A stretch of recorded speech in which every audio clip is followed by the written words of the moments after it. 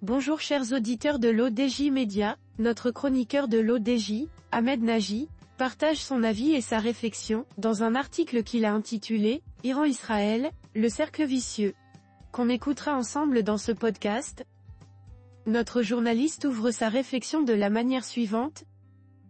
Tout le monde attend la réaction iranienne à la frappe aérienne d'Israël contre le consulat d'Iran à Damas. À Téhéran, on réfléchit surtout à la réaction israélienne aux représailles iraniennes. L'ayatollah Ali Khamenei, guide suprême de la révolution islamique iranienne, a déclaré, le 3 avril, qu'Israël sera giflé, en réaction à sa frappe aérienne, le 3 avril, contre le consulat d'Iran à Damas. Pour rappel, le bombardement du consulat d'Iran dans la capitale syrienne a fait 11 morts, dont 7 militaires. 2 officiers iraniens de haut rang ont, ainsi, été tués, parmi lesquels le général Mohammad Reza Zahedi, ancien commandant de la force d'élite Al-Qod au Liban et en Syrie, une unité rattachée au corps des gardiens de la révolution iranien. Cette opération militaire israélienne viole, évidemment, toutes les conventions diplomatiques internationales, ce dont Tel Aviv se moque royalement.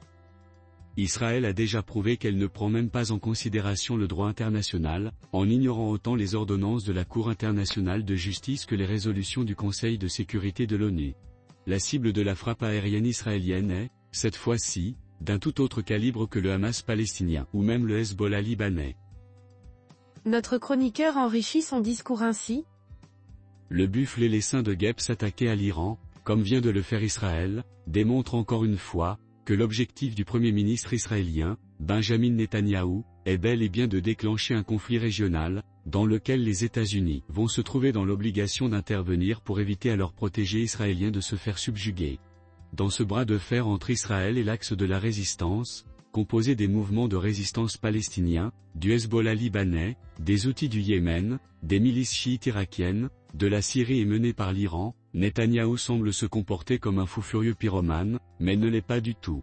La stratégie militaire de l'axe de la résistance consiste à garder la maîtrise du degré de violence des affrontements avec Israël, partant du constat que l'armée israélienne perd de son efficacité à fur et à mesure que des combats se prolongent.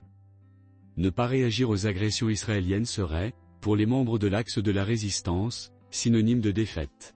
Mais élever le niveau des affrontements armés jusqu'à l'extrême serait, dans leur conception stratégique, tomber dans le piège qui leur est tendu par Netanyahou. En termes plus simples, l'axe de la résistance vise l'effondrement d'Israël suite à des attaques successives en essaim de guêpes plutôt que de foncer tête baissée comme un buffle, ce qui obligerait les États-Unis à s'impliquer de manière directe et massive dans le conflit. Le ciel d'Israël sous haute surveillance, l'Iran ne veut, donc, pas du tout d'une guerre ouverte contre Israël, une volonté paradoxalement partagée par les États-Unis. Washington cherche, de ce fait, à cadrer la réaction iranienne suite à la frappe israélienne à Damas, pour éviter que la situation ne dégénère en guerre régionale.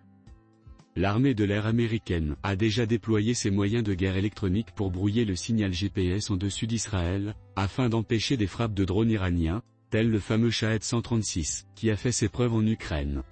Pour contrer les missiles iraniens capables d'atteindre Israël, l'armée israélienne a, par ailleurs, fait appel à tous ses réservistes de la défense contre-aérienne, une information rapportée par les médias israéliens. L'auteur termine son article en ces termes. Réaction et contre-réaction. Les Iraniens se demandent, pour leur part, comment doser leur frappe contre Israël, de manière à sauvegarder leur dignité et leur image de marque auprès des franges pro-palestiniennes de l'opinion publique musulmane, sans pour autant provoquer une déflagration régionale. La gifle iranienne à Israël devrait-elle infliger depuis l'Irak, la Syrie, ou du territoire iranien? Faut-il se contenter de frapper des bâtiments diplomatiques israéliens, pour calibrer la réponse iranienne à l'agression israélienne, ou, au contraire élargir le camp des cibles potentielles à des sites militaires? Si ce sont des sites militaires qui sont visés par l'Iran, ces derniers seront-ils situés dans la bande de Gaza ou le Golan syrien sous occupation, vu que la présence militaire israélienne y est illégale? Frapper des cibles militaires israéliennes dans la bande de Gaza permettrait d'associer l'opération militaire iranienne à la guerre qui y est en cours, ce que Washington veut à tout prix éviter. Très prochainement, les réponses à toutes ces questions. Rédigé par Ahmed Nagy. Merci d'avoir écouté ce podcast de l'ODJ Média. N'hésitez surtout pas à nous suivre sur nos réseaux sociaux, Instagram, Facebook, TikTok, LinkedIn et Twitter. Alors, on se dit au prochain podcast de nos chroniqueurs de l'ODJ, et à très bientôt.